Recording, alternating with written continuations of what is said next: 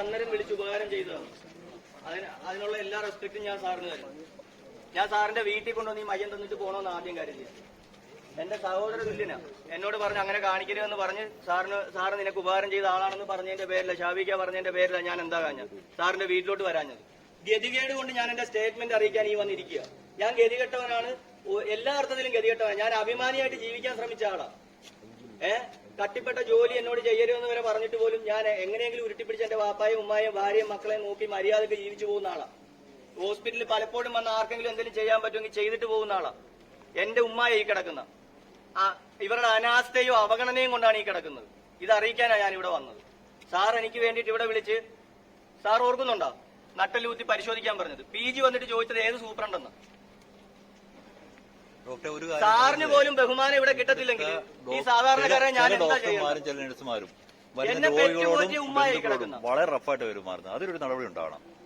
ഞാനേന്നും പറഞ്ഞ് നടന്ന എന്റെ ഉമ്മായി കിടക്കുന്ന പോരടിച്ച് ഒരു വീട് തട്ടിക്കൂട്ടി എന്നെ അതിനകത്തൊന്ന് സെറ്റിൽ ചെയ്യിച്ചത്. അത്രയും എനിക്ക് വേണ്ടി മെനക്കെട്ട ഉമ്മായ. നിങ്ങൾക്കൊക്കെ ഇല്ല അമ്മയും അച്ഛനും ഒക്കെ, നിങ്ങൾക്കൊക്കെ അറിയത്തില്ല ഈ ഇമോഷൻ. ഞാൻ അത്രയും സഹികെട്ടിട്ടാ ഈ കോട്ടയത്ത് നിന്ന് കരഞ്ഞു പോയി ഇങ്ങോട്ട് ഓടി വന്നത്. എനിക്ക് എന്റെ വീട്ടിലോട്ട് കൊണ്ടുപോകാൻ എല്ലാരും എന്നെ വഴക്കു പറയുക, മരിച്ച മയ്യം കൊണ്ടുവന്ന് നീ ഇങ്ങനെ കാണിക്കരുതെന്ന്. എനിക്കതല്ല, എനിക്കിവിടെ ഒരു സ്റ്റേറ്റ്മെന്റ് അറിയിക്കാനാണ് ഞാൻ വന്നത്. ഇവിടെ സാധാരണക്കാരായ ആളുകൾക്ക് ഈ ഹോസ്പിറ്റൽ അല്ലാത്ത വേറൊരു ചാൻസ് വേറെ ഇല്ല. കോട്ടയത്തോട്ടൊന്നും കൊണ്ടുപോകാൻ എല്ലാവർക്കും പറ്റത്തില്ല, എനിക്കും പറ്റത്തില്ല. സാറേ എനിക്കൊരു പരാതി ഉള്ളത്, HOD അമ്പിളി മേഡമാണ് ഇവിടെ അഡ്മിറ്റ് ചെയ്തത്. മര്യാദക്ക് അമ്പിളി മേഡം വന്ന് ഒരു പ്രാവശ്യം പോലും നോക്കിയതായിട്ട് ഇല്ല. സാറ് വിളിച്ച് പറഞ്ഞിട്ട് പോലും അവര് വന്നില്ല. സാറിനൊക്കെ ഞാൻ ഒരു മിനിറ്റ്, സാറിന്റെ ഞാൻ വെപ്രാളം പിടിച്ച് ഓടി വന്നതിന്റെ കാരണം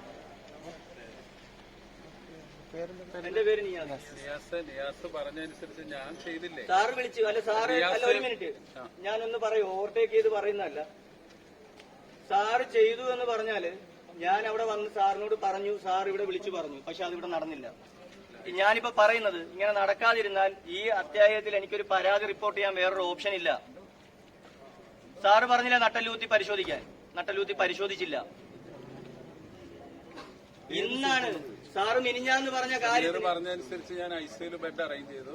ICUലൊക്കെ മാറ്റി ഞാൻ ഹാരിസ് സാറിനോട് പറഞ്ഞു. 3-4 പ്രാവശ്യം കോട്ടല് വന്ന് 5 മണിക്ക് കോട്ടല് വന്ന് ബോധം പോയ ആളാണ്. അന്നേരം ICUല് വെന്റിലേറ്ററിൽ കയറ്റേണ്ട പേഷ്യന്റ് ആണ്. വെന്റിലേറ്ററിൽ കയറ്റിയത് എപ്പോഴാണ്? സാറിനോട് വന്ന് പറഞ്ഞ് ഏത് ടൈമിലാ കയറ്റിയെന്നുള്ളതാണ്. അത് അനാസ്ഥയാണ്, അവഗണനയാണ്, എന്ത് പേരിട്ട് ഇതിനെ വിളിക്കണ്ട. മനഃപൂർവ്വമുള്ള നരഹത്യ സാറേ ഇത്. അവർക്ക് കൃത്യമായിട്ട് അറിയാം ഇങ്ങനെ വന്ന പേഷ്യന്റിന് ഏത് അവസ്ഥയിലോട്ടാവുമെന്ന്. ബെഡ് ഇല്ലാഞ്ഞിട്ടാണോ? സാറ് വിളിച്ച് പറഞ്ഞപ്പോ ബെഡ് ഉണ്ടല്ലോ, ഇല്ലേ? അപ്പൊ ബെഡ് ഇല്ലാഞ്ഞിട്ടാണോ? ബെഡുണ്ട്. അപ്പൊ അവര് പറഞ്ഞ ആ ഒരു വർത്താനമാണ് അതിന്റെ അടിസ്ഥാനം. എന്താന്ന് വെച്ചാൽ ആരെ നോക്കണോ എപ്പോ നോക്കണോന്ന് അവര് തീരുമാനിക്കും എന്ന് പറഞ്ഞു. അതാണ് അതിന്റെ അടിസ്ഥാനം. സാറ് വിളിച്ച് പറഞ്ഞപ്പോ പിടിച്ച് അഡ്മിറ്റ് ചെയ്ത് അവിടെ കൊണ്ടുവന്ന് അഡ്മിറ്റ് ചെയ്ത് കഴിഞ്ഞപ്പോ ഉടനെ പറഞ്ഞു മെഡിസിൻ ICUല് തീരുന്ന വിഷയമല്ല, ന്യൂറോ സ്ട്രോക്ക് ICUലോട്ട് പെട്ടെന്ന് മാറ്റണം, ക്രിട്ടിക്കൽ ആണെന്നും പറഞ്ഞുകൊണ്ട് അവിടുന്ന് മാറ്റി. അവിടുന്ന് ICU ഫെസിലിറ്റി ഉണ്ടോ ഇല്ലയോ എന്ന് പോലും തിരക്കാതെ കോട്ടയത്തേക്ക് ട്രാൻസ്ഫർ ചെയ്തു.